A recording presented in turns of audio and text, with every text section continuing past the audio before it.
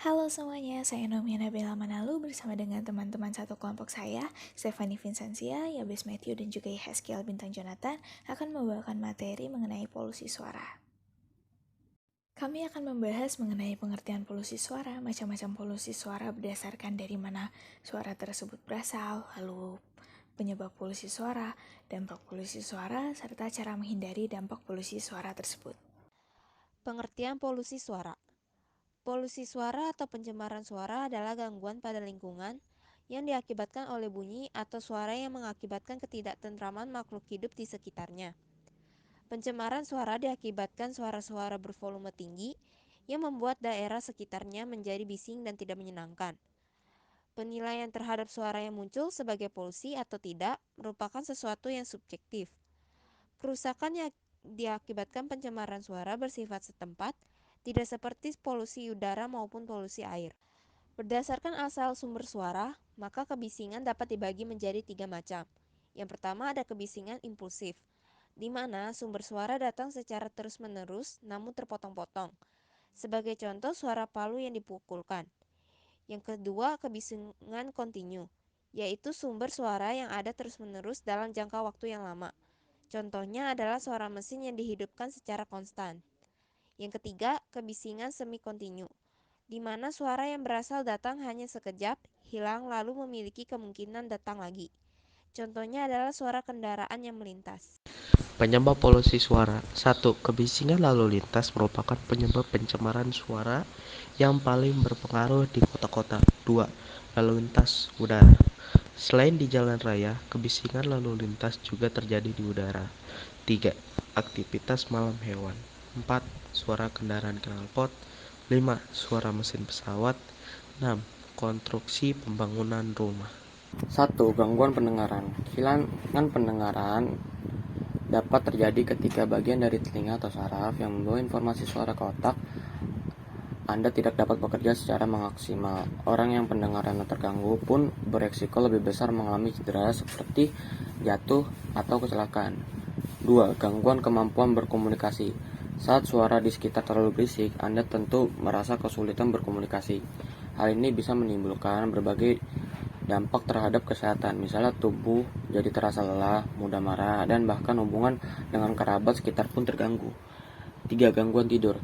Tidur yang berkualitas adalah kunci yang mendapatkan hidup yang sehat, secara fisik maupun mental. Namun dengan adanya pencemaran suara, hal ini menjadi sulit tercapai. Kurang tidur bisa memicu terjadinya kenaikan tekanan darah dan gangguan pernapasan. 4. Masalah pada kesehatan jantung. Paparan suara bising yang terjadi secara terus-menerus dalam jangka pendek bisa menyebabkan berbagai perubahan di tubuh, termasuk jantung. Jika terus terjadi, pencemaran suara beresiko membuat detak jantung meningkat secara tidak wajar dan pembuluh darah menjadi menyempit. Dalam jangka panjang, paparan suara yang terlalu bising bisa meningkatkan resiko seseorang terkena hipertensi dan penyakit jantung iskemik. 5. Gangguan mental. Bagi orang yang sering terpapar pencemaran suara, seperti pekerja konstruksi atau yang tinggal di dekat rel kereta, gejala gangguan seperti meningkatnya emosi negatif dapat terjadi. Emosi negatif yang dimaksud antara lain adalah mudah marah, mood swings, dan kecemasan. 6. Penurunan produktivitas. Pencemaran suara juga dapat berpengaruh pada produktivitas kerja. Sebab suara bising dapat mengganggu kemampuan kognitif seseorang. Kemampuan kognitif yang paling terpengaruh oleh pencemaran suara adalah kemampuan membaca, konsentrasi, kemampuan menyelesaikan masalah, dan daya ingat. 7. Gangguan pertumbuhan anak. Gangguan kesehatan akibat pencemaran suara yang telah disebut di atas tidak hanya dapat menyerang orang dewasa. Anak-anak sebagai kelompok individu yang paling sensitif terhadap pencemaran suara juga bisa mengalaminya. Jika sampai terjadi, hal ini tentu akan mengganggu proses perkembangan anak di kemudian hari. Bagaimana cara agar terhindar? Seperti yang sudah kita dengar sebelumnya, polusi suara ini berdampak cukup serius terhadap kesehatan kita.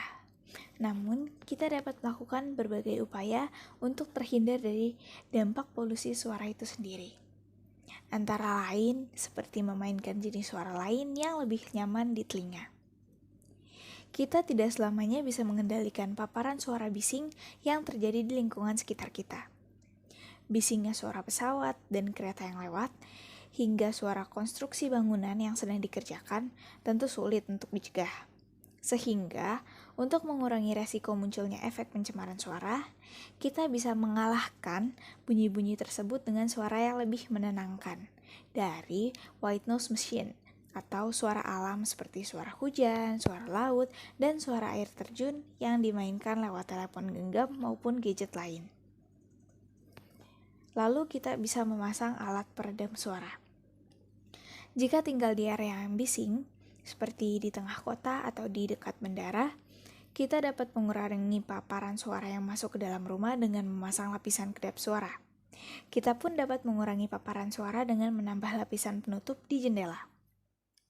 Selanjutnya, kita juga bisa mematikan alat elektronik yang sedang tidak digunakan. Selain berasal dari luar rumah, polusi suara juga dapat bersumber dari alat-alat di dalam rumah, seperti televisi, radio, blender, maupun alat penyedot debu.